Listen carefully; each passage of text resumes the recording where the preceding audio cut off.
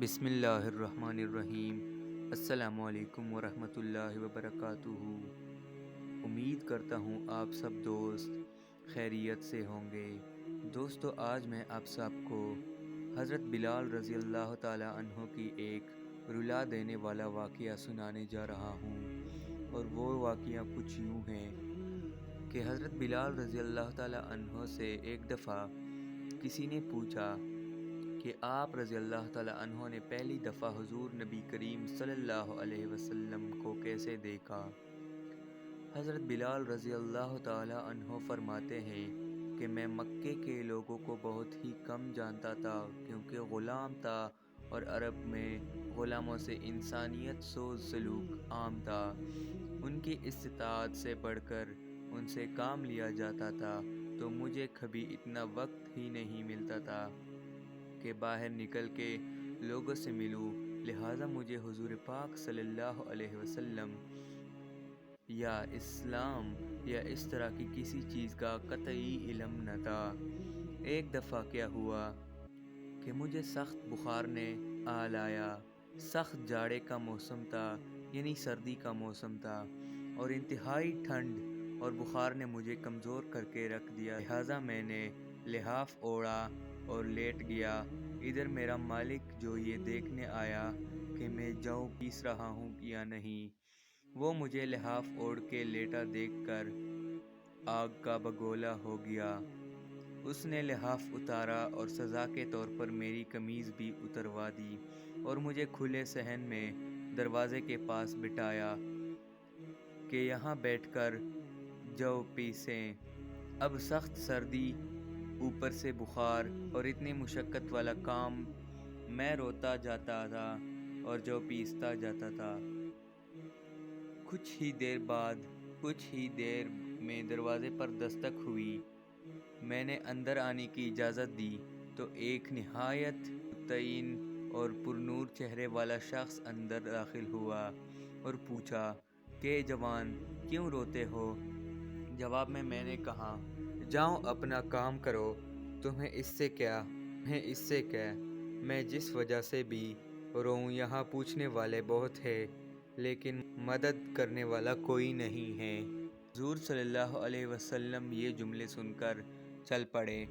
جب چل پڑے تو بلال رضی اللہ تعالی عنہ نے کہا کہ بس میں نہ کہتا تھا کہ پوچھتے سب ہیں لیکن مدد کوئی نہیں کرتا۔ حضور صلی اللہ علیہ وسلم نے یہ سن کر بھی چلتے رہے۔ کہتے ہیں کہ دل میں جو ہلکی سی امید جاگی تھی کہ یہ شخص کوئی مدد کرے گا، وہ بھی گئی، لیکن حضرت بلال رضی اللہ تعالیٰ عنہ کو کیا معلوم کہ جس شخص سے اب اس کا واسطہ پڑا ہے وہ رحمت للعالمین ہے۔ حضرت بلال رضی اللہ تعالیٰ عنہ کہتے ہیں کہ کچھ دیر ہی میں وہ شخص واپس آ گیا۔ اس کے ایک ہاتھ میں گرما گرم دودھ کا پیالہ اور دوسرے ہاتھ میں کھجوریں تھیں۔ اس نے وہ کھجوریں اور دودھ مجھے دیا اور کہا، پیو اور جا کے سو جاؤ۔ میں نے کہا، یہ جو کون پیسے گا؟ نہ پیسے تو مالک صبح بہت مارے گا۔ اس نے کہا، تم سو جاؤ، پیسے ہوئے مجھ سے لے لینا۔ حضرت بلال رضی اللہ تعالیٰ عنہ سو گئے اور حضور صلی اللہ علیہ وسلم نے ساری رات ایک اجنبی حبشی غلام کے لیے چکی پیسی۔ صبح بلال رضی اللہ تعالیٰ عنہ کو پیسے ہوئے جو دیے اور چلے گئے۔ دوسری رات پھر ایسا ہی ہوا۔ دودھ اور دوا بلال رضی اللہ تعالیٰ عنہ کو دی اور ساری رات چکی پیسی۔ ایسا 3 دن مسلسل کرتے رہے جب تک بلال رضی اللہ تعالیٰ عنہ ٹھیک نہ ہو گئے۔ یہ تھا وہ تعارف جس کے بطن سے اصلا فانی عشق نے جنم لیا کہ آج بھی حضرت بلال رضی اللہ تعالیٰ عنہ کو صحابی رسول، بعد میں عاشق رسول پہلے کہا جاتا تھا۔ حضور صلی اللہ علیہ وسلم کے وصال کے بعد سیدنا بلال رضی اللہ تعالیٰ عنہ مدینہ کی گلیوں میں یہ کہتے پھرتے کہ لوگو، تم نے کہیں رسول اللہ صلی اللہ علیہ وآلہ وسلم کو دیکھا ہے تو مجھے بھی دکھا دو۔ پھر کہنے لگے، اب مدینہ میں میرا رہنا دشوار ہے، اور شام کے شہر حلب میں چلے گئے۔ تقریباً 6 ماہ بعد آپ صلی اللہ علیہ وسلم کی خواب میں زیارت نصیب ہوئی تو آپ صلی اللہ علیہ وسلم نے فرمایا، اے بلال، یہ کیا بے وفائی ہے، تو نے ہمیں ملنا چھوڑ دیا، کیا ہماری ملاقات کا وقت نہیں آیا؟ خواب سے بیدار ہوتے ہی اونٹنی پر سوار ہو کر لبیک یا سیدی یا رسول اللہ کہتے ہوئے مدینہ منورہ کی طرف روانہ ہو گئے۔ جب مدینہ منورہ میں داخل ہوئے تو سب سے پہلے مسجد نبوی پہنچ کر حضرت بلال رضی اللہ تعالیٰ عنہ کی نگاہوں نے عالم وارفتگی میں آپ صلی اللہ علیہ وسلم کو ڈھونڈنا شروع کیا۔